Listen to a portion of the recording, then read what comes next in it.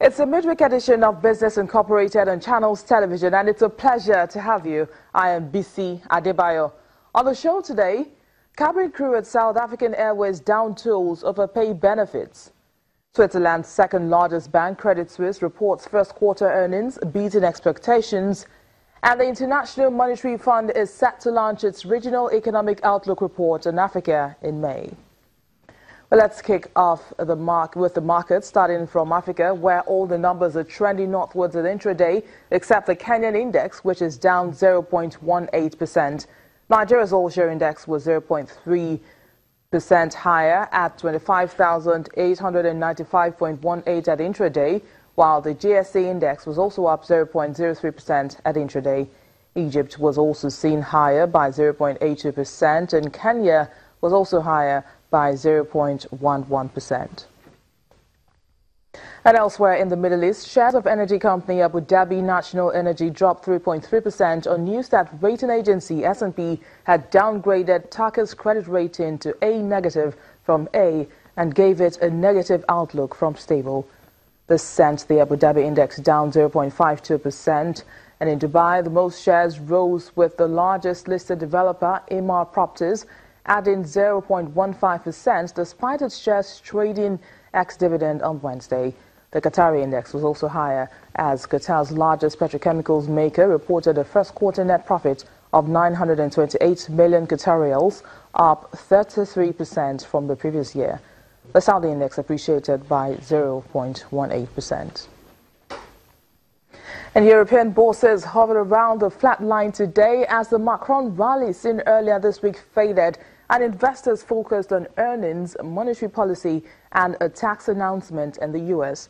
Daimler also raised full-year earnings outlook after posting a net profit 2 times higher than the first quarter in 2016. Well, Daniel Koop, DWTV Channels TV financial correspondent, joins me now on the show from Frankfurt. It's great to have you, Daniel. So there's so much buzz around U.S. President Donald Trump tax reforms plan, in particular the 15% corporate tax. Is the expectation of this move moving the market's needle, and in what direction? Yeah, hello from Frankfurt to Nigeria. Yes, there's lots of rumors, and everybody will be watching this announcement of Donald Trump today very closely. You mentioned it. He most likely is going to cut down corporate tax from 35% down to 15%. This would bring the U.S. Close to countries like Ireland or Malta or Liechtenstein, who are considered here in Europe as a tax paradises, and Donald Trump really needs to deliver. We remember his health care bill, for example, that didn't go through Congress, and investors are really looking to this announcement if it's going to be as historical as he announced. If it's going to be as historical as he announced, we do expect another boost here going on at the stock markets in Europe. The second boost already for this week, after we heard that Emmanuel Macron would be in the second round of the presidential election campaign. But I can also tell you there are some concerns about this announcement today, because he actually said that he's not going to make any debt for this tax reform. And analysts here, quite frankly speaking, have reasons to believe that he will have to make new debts regarding this issue. Daniel, in European corporate news now, Credit Suisse is abandoning plans to sell its Swiss unit, and instead it's planning to raise some $4 billion in fresh capital. Can you take us through this development? Yeah, I mean, this speculation has been going on for a few months, and now it's official that Credit Suisse is actually stopping their plan to sell their Swiss unit with shares at the stock market. And you mentioned that they're going to use fresh capital now. And let me tell you a little bit the reason behind this. On the one hand, Credit Suisse had to pay actually $2.5 billion to the U.S. Justice Department related to hypothecary credits. Even even though this was an outside court agreement. But because of this, they also have now other options that they can actually taking into consideration.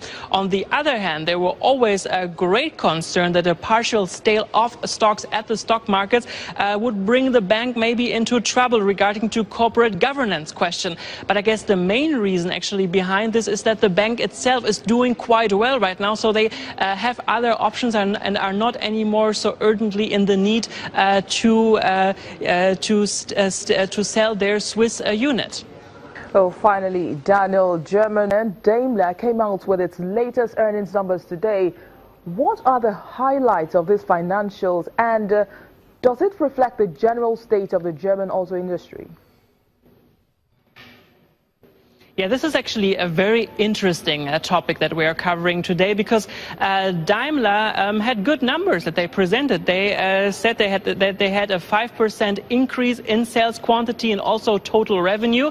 In 2016, before taxes and interest rate, they made 12.9 billion euros. So this sounds good, but actually the shares of Daimler here at the stock exchanges were kind of disappointing today, and there are two reasons behind this. On the one hand, analysts even expected better numbers, and on the other hand, we remember the Dieselgate crisis that was affecting also German car maker Volkswagen. They had to pay lots of money, in total 21 billion euros. They also had to take some of their cars even back, and now Daimler announced that this could be also happening to them, and this is what making shareholders kind of concerned, because they're not really knowing what they can see and what what they can expect during the next weeks and months. Thanks a lot, Daniel, for the updates coming from Frankfurt there. Daniel Koop is Channels TV DWTV financial correspondent. Well, we stayed with the markets, but this time in the U.S., where stock index futures pointed to a mixed open on Wednesday morning as traders await a much anticipated tax plan from the White House.